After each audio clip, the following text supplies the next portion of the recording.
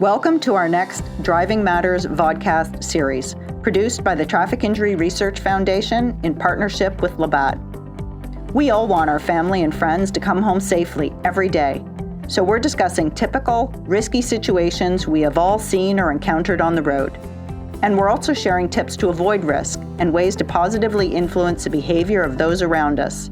It features a variety of guests who are making roads safer in their communities and workplaces. We're tackling top risks, including speed, distraction, and impairment.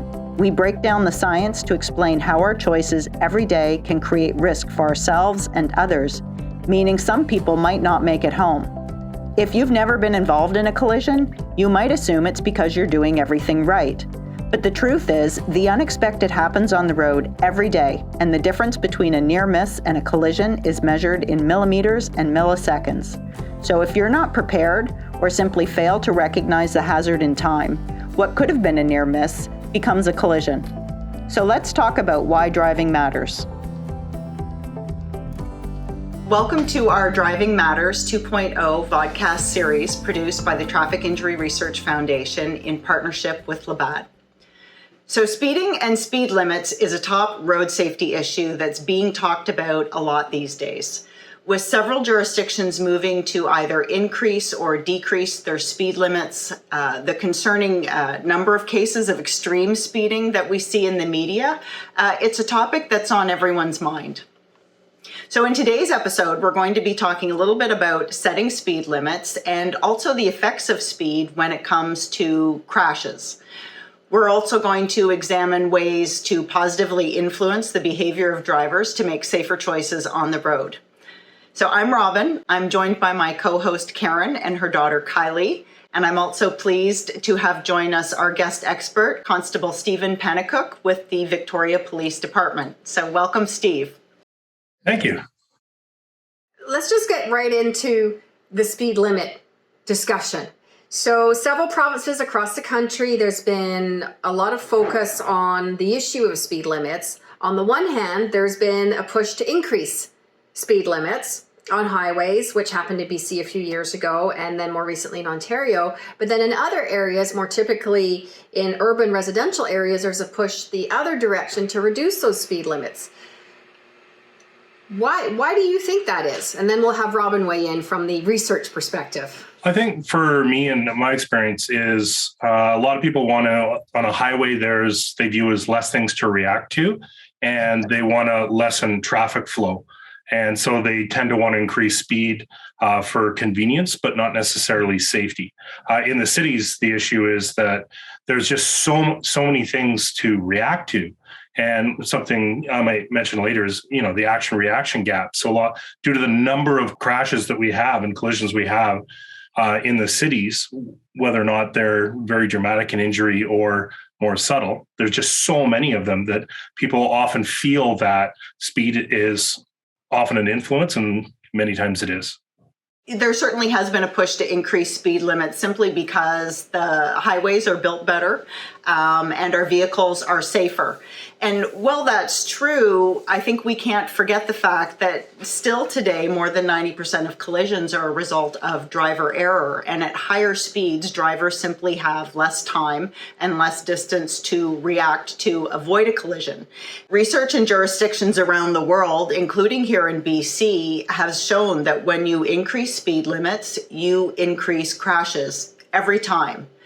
Conversely, we see a strong push to reduce speed limits in urban settings and residential areas, certainly from the 50 kilometers an hour down to 40 or even 30. And the main purpose for that is because pedestrians and cyclists and other active transportation users who are more vulnerable are more likely to survive a collision if they're struck at 30 or 40 kilometers an hour as compared to 50 kilometers an hour, where they're much more likely to be killed.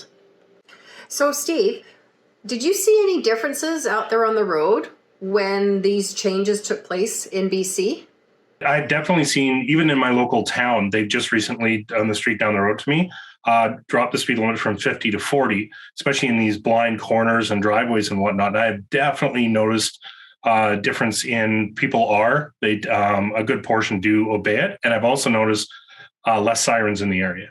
so less collisions. I work in the city of Victoria, so quite often it can be difficult to get up to those speed limits.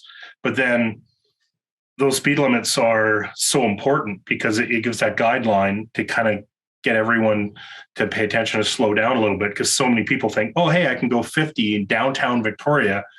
The reason they didn't have a sign every block is because that's dangerous. Normally you can't do that, but every once in a while, early morning when traffic lightens up, people will do that. And that's when we get some of the worst collisions. I mean, one of the worst ones I've seen was somebody going 10 over the speed limit downtown, and they sent someone cartwheeling through the air. That was just a very tragic thing for us and all the first responders, medical staff to have to deal with. And it's interesting you should mention the 10 over the speed limit, because I think that's a fairly common number that seems to be bandied around, that if the speed limit's 60, that means you're actually good to 70 and so on and so on. And even more important, especially considering yesterday's horrid weather, that speed limit is only in perfect weather. That is the limit, not 1K over, but that is the limit in perfect weather. And so many people forget that. They think, oh, it's a zone. It's like, no, that's a limit. And as soon as there's bad weather, as soon as you can't see well, there's fog, there's weather, there's the road changes, maybe it's really cold, we have to legally and just morally reduce our speed to keep people safe, because we can only react so fast, and the machines we're driving can only react so fast. No matter how fancy they are, the human beings are still the limiting factor. Well, as you're out and about so frequently, why is speeding so dangerous? Well, for me, the quintessential thing about speeding, it's all about that action-reaction gap. So the faster you go, the more time and distance you need to stop, which means you have to react earlier. And people are so busy. I actually learned about this as silly as think back to the Western gunslingers.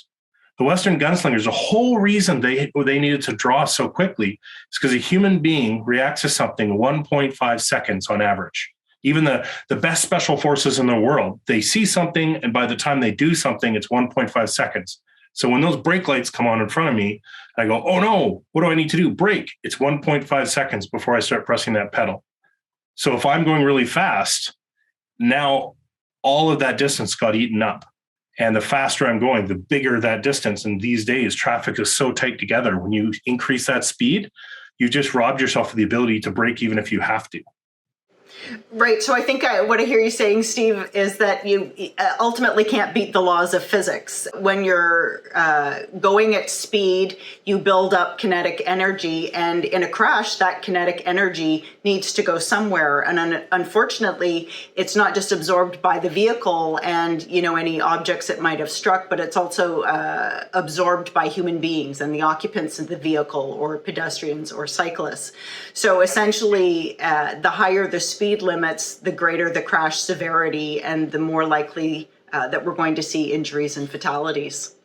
Especially nowadays, as we're moving into multi-road users.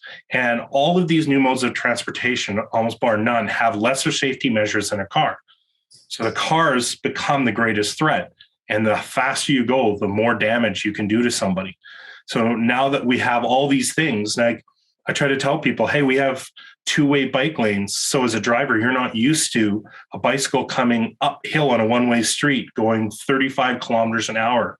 That is just something we're not used to, but that's something we have to get used to. All these motorized skateboards and everything. So we as the road users need to slow down until we're used to this. Well, as I'm now learning how to drive, I've heard a lot of different people, they come up with different reasons and I guess myths to justify why they're speeding, even when I'm in the car with them and they're like, oh yeah, no, it's fine. It's fine. So like they think they'll get to their destination faster, or they think it's okay because they're in complete control of the vehicle and it's all going to be fine. The vehicle will protect them. So are any of these myths true? So one of the interesting things is I drive code 3 as a police officer. So I have to get places, have to get there very, very quickly. And the thing that I've learned now 7 years later, it's the pressing the gas pedal doesn't actually get me there faster. Because as soon as I do that, I'm going faster. Therefore, I have to look further ahead. Therefore, I see less of the road. And therefore, I'm not thinking as well either. And I actually feel that makes it more dangerous. Or when I slow down, I can often, number one, I'm looking better, but I can actually think about my route. I can listen to what's happening, and I can think, oh, hey, there's traffic up ahead. I'm actually going to reroute. And quite often now, I get most of these calls now at the exact same time as the young cops as they go racing there, just because I'm picking my route better and driving a little bit smarter. So the slower I go, the more of the road I see. And it's amazing how I actually just had where I was going to an officer screaming for help. And I was talking to two of the recruits in my car saying, we have to start on these intersections because police officers are very excited right now. And they may be a bit tunneled. And just as I said that, a car screeched in front of us in the intersection. And I said, there you go. And to me, it's all about getting places safely. So when people are speeding, it is amazing the excuses that I've heard too. It's just, we as human beings can only process things so fast. And the faster I go, the further ahead I have to look, which means I'm going to miss everything in my peripheries. And in a city, that is dangerous because all of your threats, almost so many of the collisions, the vast majority happen at intersections. So you have to be looking everywhere, not just in front. Right. And to go back to your point about not getting there faster, there were actually some examples that were given. One of them that I found very interesting was that if you're going to a place that's 40 kilometers an hour away and the speed limit is 70 kilometers, it'll take you about 34 minutes to get there. But if you decide you want to go faster and drive 80 kilometers an hour, thinking you'll get there faster, you'll arrive maybe 4 minutes earlier, which is inconsequential. But what you will do at the same time, just going that 10 kilometers over at that speed, is you'll increase your crash risk by 60%. So there really is a trade-off. Going faster, you're not going to save that much time, but you are certainly going to dramatically increase your crash risk. People just seem to forget. They just pick a distance to follow a car at, and they don't realize when they increase even by that 10 kilometers, that radically increases the distance they need, but so rarely take. And so I go down the Pat Bay Highway here locally, and I just see cars, and every single gap between every car, because of their speed, they actually can't even start braking before they hit the car in front of them. And it's just luck that people aren't doing that. Where half the time for me, because I don't want to be a hypocrite, I'm going the speed limit, but I just know at every traffic light, I'm in the right-hand lane, and I must pass 20 cars every light, just because everyone's stacked up wanting to go fast in that passing lane. It's a really good point, because I think it's easy, maybe, and Kylie and I have talked about this, especially with her being fairly new to driving and going through that whole learning to drive process, is that it quite often feels like you're literally surrounded by people who are all going way faster than you are. Even when you're doing the speed limit and you're on the highway, you're on the inside lane, you're doing 90, it's 90, or maybe you're nudging it to 95. But then people are going by you like you're standing still. So there's this sense of almost feeling like you're getting pushed from behind. And I know Kylie and I had those conversations, especially when she was learning about what do you do when you've got people coming up behind you? You're doing the right thing. You're in the right lane that you're supposed to be in. You're doing the speed limit. But there's just this overwhelming sense of everybody is going above the speed limit by a little bit or by a lot. Well, especially as you're learning, you don't want to be that new driver that's going way too slow. And as you feel that people are coming up behind you going faster, and you can feel the rage from the person behind you through your car, even though you're going the speed limit, it just adds an extra layer of tension when you're already stressed out and people are flying by you at another 30 kilometers over the speed limit. I'd say don't worry about them. Is you take that travel lane, you take that right-hand lane, and you know that every good class one, every trucker, everyone who is a professional driver is in that right-hand lane. They are going the speed limit or less. And just know that everybody else, it's my favorite is people are always like, oh, I got to go with the flow of traffic. Why are you pulling me over? It's the flow of traffic. Like, well, 20 people steal from a store, that doesn't make it okay. Dangerous is dangerous. All that is they're making it even more dangerous by all doing the same thing. Because one of my favorite speeches is I tell people that, I ask them, do they think they're an above average driver? And I've had 100% of my responses, and I've asked this hundreds of times, 100% of the people say, yes, I'm an above average driver. And I remind them that while I don't know about them, that's statistically impossible. 50% of everyone I talk to can't be above average, but they think they are. Therefore, how many people are driving above their ability? So we need to give ourselves that reaction time to react to all the dangerous behavior and people that are out there. Right. And I think that's an important point. When we've done surveys around speeding, up to 70% of drivers will admit that they speed. To Karen's point, some speed a little, some speed a lot, but concern about speeding is very high. And thinking about even the small increases in speed, going just 10 kilometers over the limit, which I think for a lot of people is probably the norm, that does double your crash risk. But when you increase that and go 20 over the speed limit, that can increase your crash risk about 6 times. Recently with the pandemic, Steve, we've seen a lot of reports in the media about some of the extreme speeding. And could you talk a little bit about that and some of the consequences associated with that? Well, the excessive speed is, to me, almost terrifying, because as soon as you get into that realm of more than 40 over, if you're in a collision, it's just going to be ugly. It's going to be absolutely horrible. And that's not even because so many people want to make that judgment call for themselves, but they don't realize what that's doing to everyone else around them and the consequences of that action. And the excessive speed, because it's so dangerous, like the ramifications are huge, right? I mean, sure, maybe somebody's wealthy and that $368 ticket's not a big deal, but they're also going to have their vehicle impounded for a whole week. And that's extremely inconvenient. And what they really don't realize is that sneaky thing, because it's considered one of those high risk driving behaviors in British Columbia. So that means they're also going to get a ding for every year that they have one of these tickets on their record. For the next 3 years, they're going to be getting a bill for, I believe it's $444 a year per year until they have 3 years clear of one of these tickets. It's just because it's so dangerous. I mean, I've done a lot of work on a safe track, learning about how vehicles behave. And there's no way that we're trained to do that. And almost none of our vehicles are designed to do that.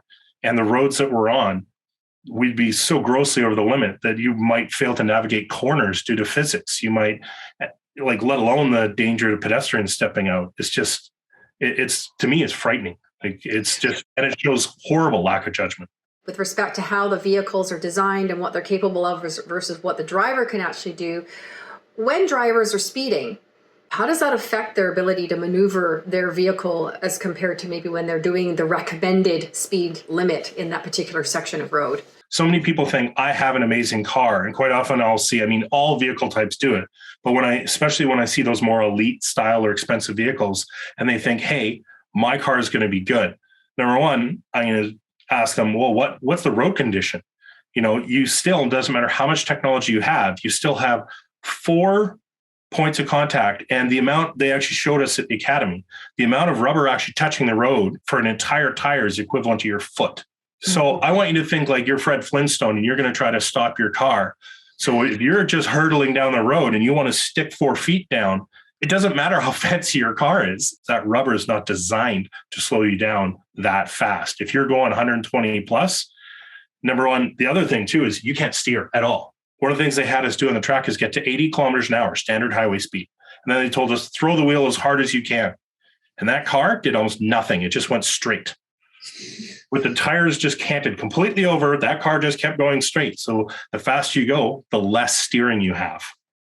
Right. And I think also the faster you go, the higher the speed, it's an exponential increase in your stopping distance. So when you're traveling down the highway and you kind of see the speeds people are going and you see the distance to the vehicle in front of them, it really creates a concern because you realize that there's absolutely no way that driver can stop without hitting the vehicle in front of them. I imagine you see that often on the road. Not to mention what a lot of people fail to think about. They're like, I'm in a fancy BMW or Maserati or something. My car can stop like lightning. And then I say, well, how about the Mack truck behind you? Sometimes it doesn't matter how good your car is. I ride a motorcycle professionally and personally. And the number one lesson that I've had to be trained with 160 hours of training is the second that I emergency brake, I can outbrake almost everything on the road. So I have to get the heck out of Dodge as fast as I can before I get run over. But then the flip side of that is, what if you're in a big vehicle? What if you're in an older vehicle? What if you maybe haven't maintained your brakes or tires as well as you should? So now your braking distance, maybe that vehicle in front of you can radically outbrake you. So that speed that you're pushing and has grown, 80K an hour, that's going to be a football field. So, or a skating rink, I should say, to be more Canadian, is you want that full skating rink just to stop going 80. So imagine if your car's not 100% up to snuff, or you start pushing that, you need even more than that. I guarantee you there's not a hockey rink between you and the car in front of you. There's a lot less. That's a good point. And you brought up something interesting about you being you ride a motorcycle professionally for work and for personal pleasure as well. And I have a couple of motorcycle riders in the family. Do you look at speeding differently between different vehicles? And I've heard things about, well, I'm on a motorbike so I can maneuver that much.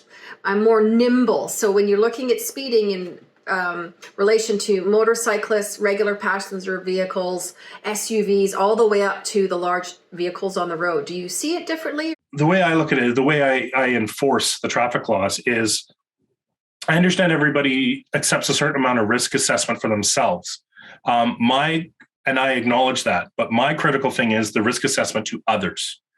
So if you're driving a big rig, I have almost zero, absolutely no tolerance at all for anything, because you are very safe in that cab if you hit something.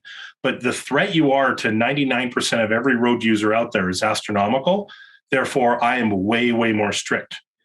Ironically, they tend to be the best drivers and not get in those collisions, where the motorcyclist has the least risk to others, but they tend to get in so many. But that's, to me, due to lack of training. And a huge amount of that is people, they just don't get that training. And then I saw more collisions this summer from people who did not hit another vehicle, but due to their speed and due to their poor training and how to brake properly, they actually dumped their bike onto the ground, panic braking, and didn't hit anything but the road. Wow. In that, even on a motorcycle, it doesn't matter how fancy or how good you think it is, unless you're an absolute expert with the training. I actually think that's almost the worst thing, because you're going to get into a mindset that, again, my machine can do something, but the limiting factor is the human. So what about if you're a passenger in a vehicle with someone who's speeding? What do you say to get them to slow down, especially to take you seriously when you're younger and it's an adult driving and they're like, yeah, okay, I got this. I've been doing this for years. How do you get it across to them that I don't want to die. I need you to slow down, please? So you have to make that decision. Do you just want to be uncomfortable and having a conversation, or do you want to risk your life? Yeah, fair enough. That makes sense. It's really hard. I do acknowledge that, because none of us, but you just say, I'm feeling unsafe. Could you please slow down? Because I'm not feeling safe. And it's an important conversation to have and to even practice. You know, there's times where, depending on who you're driving with, regardless of whether you're younger and the driver's a more experienced driver, but especially if it's a friend or a family member and you already have that relationship that's kind of established, and then you're seeing them engaging in a behavior, especially for those of us who work in road safety, that just kind of makes you start to twitch in a funny way. Like, why? I'm in the car with you. You know this, right? You know what I do for a living. So I'm struggling with this. But even with all that knowledge, it's still really hard. But I have found once you start that conversation, once you put it out there, it becomes less difficult. And especially with our kids, we've told them, I don't care who you're driving with. If you're the passenger in a vehicle with your grandparents, your uncle, your aunt, one of your friend's parents, as a passenger, you are inherently at more risk if there's a collision. So from a perspective of self-preservation, I always try to empower the kids, regardless of their age. You can be polite about it. I'm not saying be rude, but you definitely have the right to speak up when you're a passenger, because it is your life that's at risk. Right. And I think that's a good point to close on, Karen, with respect to speaking up. We all underestimate how powerful and influential our voices are when we speak up about our choices and why we make them. So I would encourage all of you to think carefully about speeding. And thanks for listening to our discussion today. And I challenge each of you to track how often you speed for the next 30 days. You may be surprised to find out how often you do it. and make an effort to slow down to ensure that we all get home safely. So I very much appreciate Constable Stephen Panicook from Victoria Police Department joining us today and sharing his experiences. And also thanks to you, Steve, and Victoria Police Department for all you do to keep the roads safe. I also want to extend our appreciation to Labatt, who has made this podcast series possible. And please join us for another episode of Driving Matters 2.0. Thanks. Bye. Thank you for tuning in to our Driving Matters 2.0 Vodcast, produced in partnership with Labatt. TIRF is a registered Canadian charity with a number of free education programs about leading risks on the road, as well as ways to stay safe. They provide access to free fact sheets, infographics, and blogs to download and share.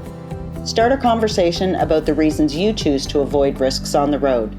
To learn more and access these free resources to support safer roads, visit www.tirf.ca.